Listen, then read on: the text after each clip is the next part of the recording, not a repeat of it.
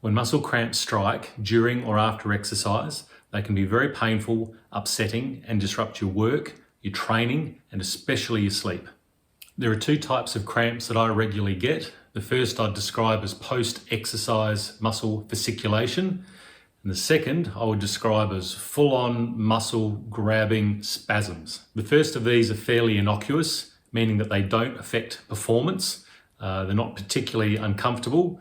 They're really just a point of interest rather than a reason to be concerned.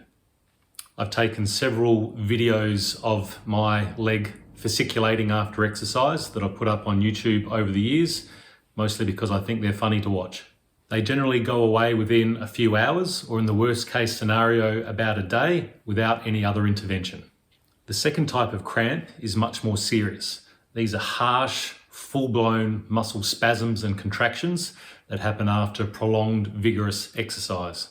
Generally, I only experience these in my left leg, which is my weak leg, and usually in either the calf muscle or the hamstring muscle.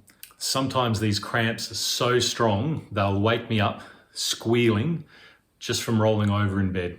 I've done some research into how best to deal with it, and what I've learned is pretty interesting and different to what most people would think. It's commonly believed that muscle cramps are due to dehydration, in other words, water loss, or electrolyte imbalance due to salt loss from sweating, but the medical literature does not support that. Studies have been done that show that even athletes in severe states of dehydration do not experience cramps at significantly higher rates, so the cause must be something different. Regardless of this, many people still take to drinking a lot more water and taking electrolyte supplements as the best way to prevent and cure cramps. And to be honest, I've resorted to this myself.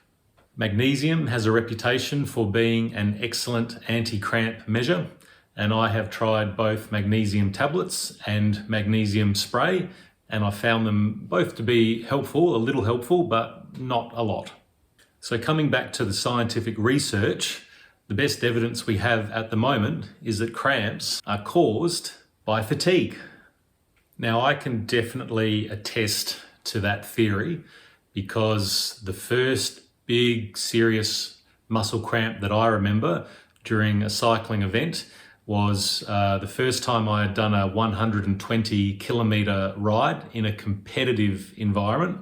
So sure enough, with about 15 kilometers to go of this ride, I started to get severe left hamstring cramps, nearly fell off my bike because I couldn't uncleat in time. And I had to finish the final 10 kilometers of that ride standing up out of the saddle just to keep my hamstring muscle in a lengthened position to stop any further spasms. Since then, I've had many rides where I've had muscle cramps either at the end of the ride or in the hours after the ride and overnight. And in frustration, I started to look a little bit further for a better option. So I came across a podcast, and I will just check to get this right. The podcast is called Fuel the Pedal. The host of the podcast is Gabriel Martins, and he has a master's degree in training and sports nutrition. And in this podcast, he interviewed Dr. Kevin Miller, PhD, who is an expert in heat-related athlete illness and in muscle cramps. So what did this world-renowned expert on the subject matter suggest? Pickle juice. Yes, pickle juice. Pickle juice is regarded as the best measure to stop or prevent muscle cramping. And I was skeptical at first, but I thought I've got nothing to lose but the muscle cramps. So I asked my wife to buy a jar of pickled gherkins in brine the next time she went shopping. And it worked. Drinking pickle juice for me was by far the most effective strategy for stopping and preventing cramps after cycling. However, there is more to the story. In the podcast, they revealed that it took only about 90 seconds for drinking pickle juice to have an effect on stopping and reducing cramps. So it can't be from the digestion of the pickle juice, which is going to take 20 or 30 minutes.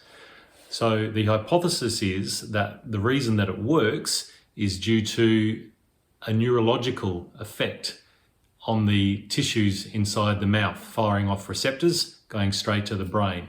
So interestingly, it's a little bit like carb rinsing, which is what a lot of field sports players, footy players and soccer players do to get a burst of energy. They'll take a sports drink, they'll swirl it around in their mouth, then they'll spit it out. They don't actually swallow it. So did drinking, swirling the pickle juice work for me? You bet it did. And I was amazed by the degree to which it helped. So here's how I can put it into context for you.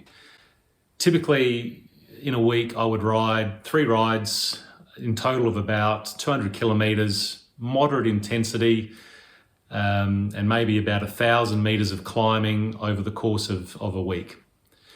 Usually for most of those rides, I would get some kind of cramping within a few hours of getting off the bike and pretty much throughout the rest of the day.